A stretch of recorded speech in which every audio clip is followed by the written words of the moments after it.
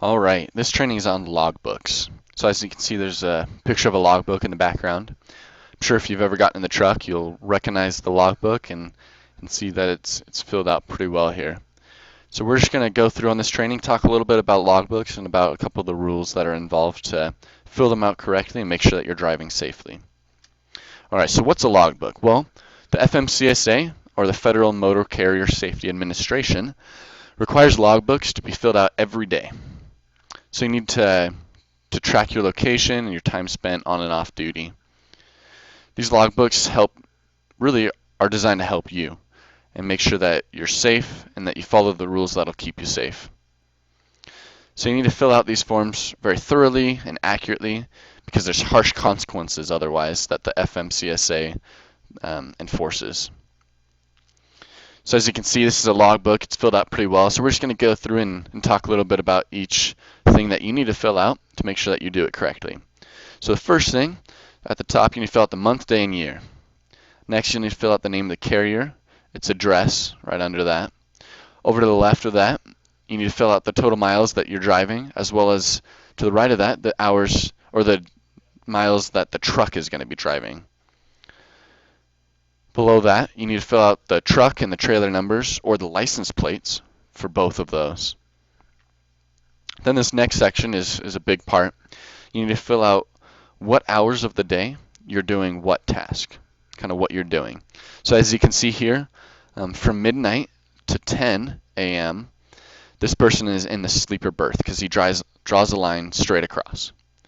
And then anytime you shift to something else, you draw a line straight down or up. And so you can see starting at 10 to 10:30, he was on duty. And then he draws a line up to driving the truck from 10:30 to noon. And then he got back just on duty, not driving, from noon to 12:30. And then he was driving from 12:30 all the way to 9. And so this keeps going for the rest of the day. But it's very important to fill this out thoroughly and correctly.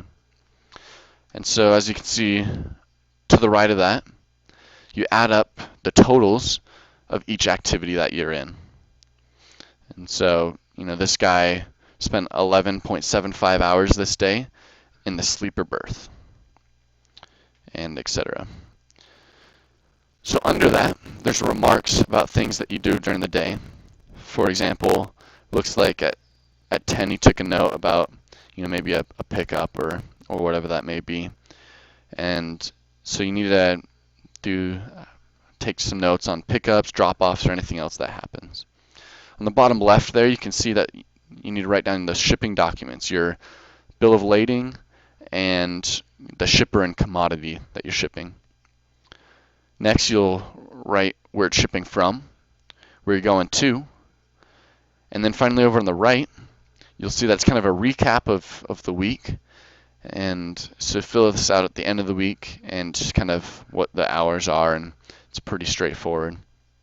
Finally, you sign your name, your full name, and as well as write down your co-driver's name.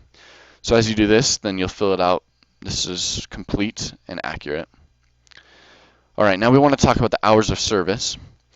So there's very specific rules about how many hours you can work. So first, you can't drive more than 11 hours straight. You also can't be on duty for more than 14 hours. You need to take a 30-minute break in the first 8 hours of one of these shifts. And the reason why there's this difference between 11 hours driving straight and 14 hours on duty is this 3-hour difference is for non-driving duties, like making a drop or loading your truck, things like that. So after you complete one of these 11 to 14-hour days, you need to take 10 hours off while your co-driver works. You also can't drive more than 60 hours in 7 days or 70 hours in 8 days. And so to reset after reaching this limit, you need to take a 34-hour break. And so then once you do that, then you can start driving just as much again.